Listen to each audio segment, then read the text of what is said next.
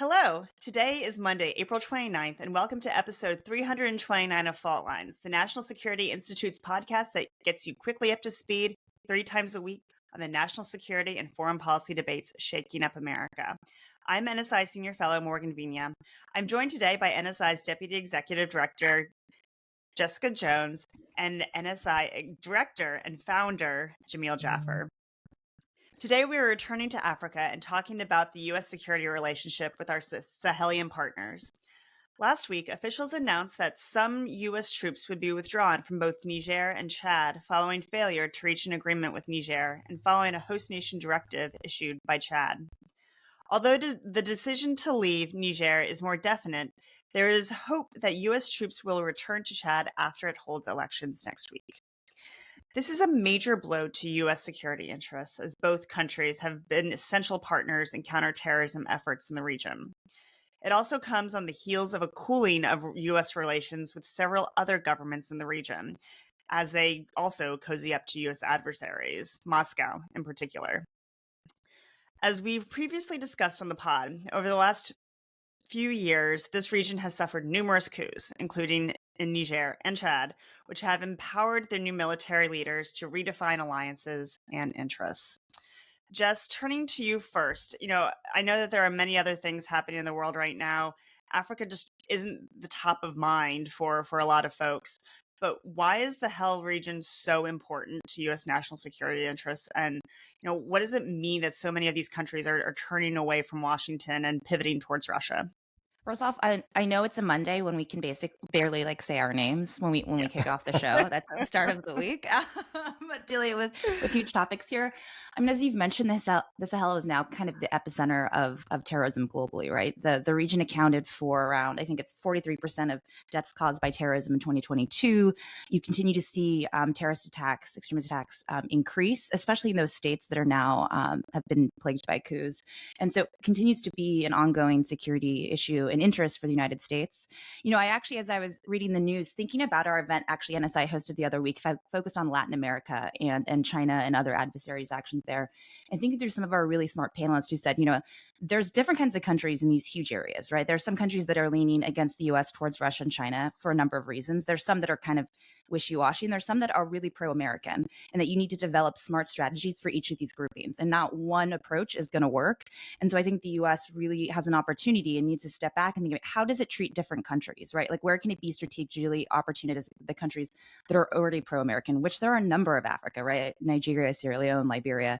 And what does it do with those countries? Where are some opportunities for those that for its own reasons are leaning towards Russia, which we have now with Chad and Niger. And, as you mentioned, Chad has an upcoming election. So all of this might be a little bit of posturing to come out with a better deal with the United States post their election, which is up in coming up shortly in May. Mm-hmm.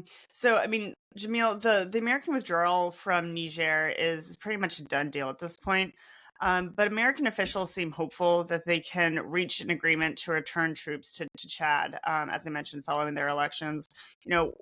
What do you think's on the table here, and what do you think an agreement may look like? Is this just the opening start of negotiations? Well, I think so. I mean, what you notice is that the letter from the Chadian government is not actually from the government writ large. It's a letter from a commander at a local air base to the Secretary of Defense saying, hey, the U.S. troops need to stop their activities. We don't have a status of forces agreement with them. There's no agreement under which they're operating. Therefore, they're operating outside the law.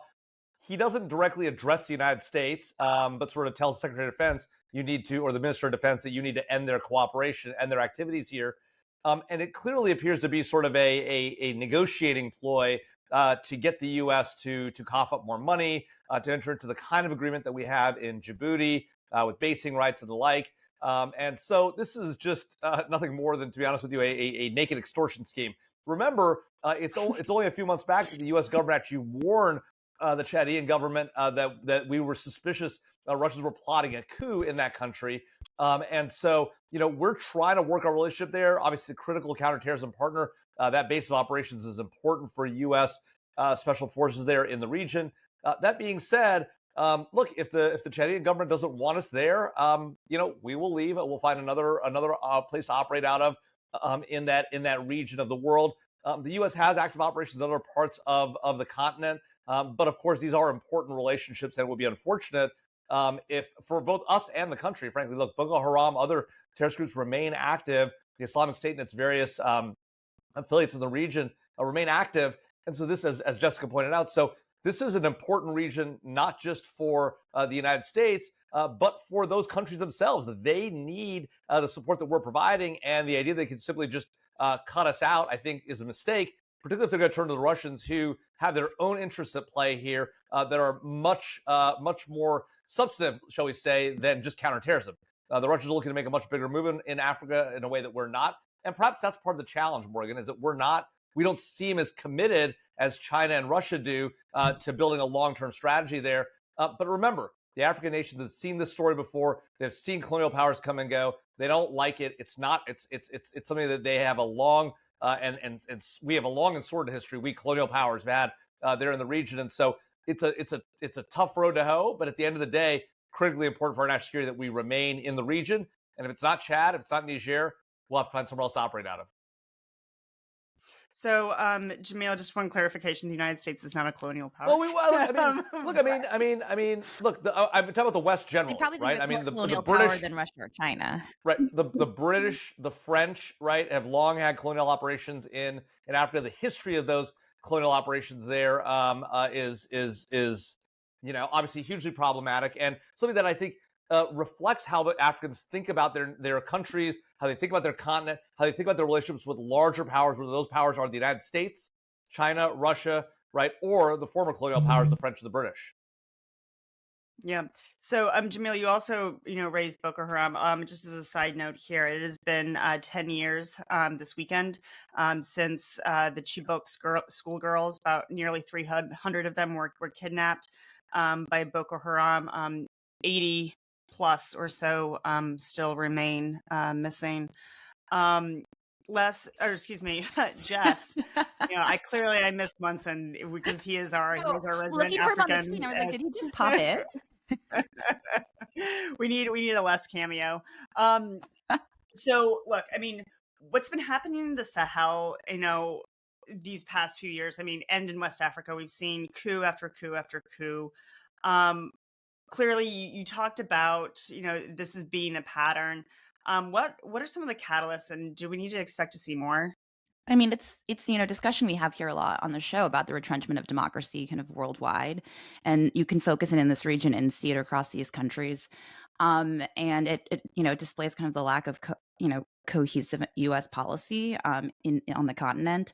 And we have to think broader of just security. We have to think of the other opportunities, like I said, that we can find on the continent. And it's really scary when you think about if we've touched these are the last couple of years across the continent. What could be following forward, especially as ECOWAS, which we've talked about here on the show, perhaps loses more countries. Niger pulled out already. There's the carrot and stick. The stick doesn't seem to be working. Sanctions don't seem to be working. This play for regional unity doesn't. So I think we need to, think smartly about what we can do and leverage in the future. Got it. All right. Well, thanks so much. It's a wrap.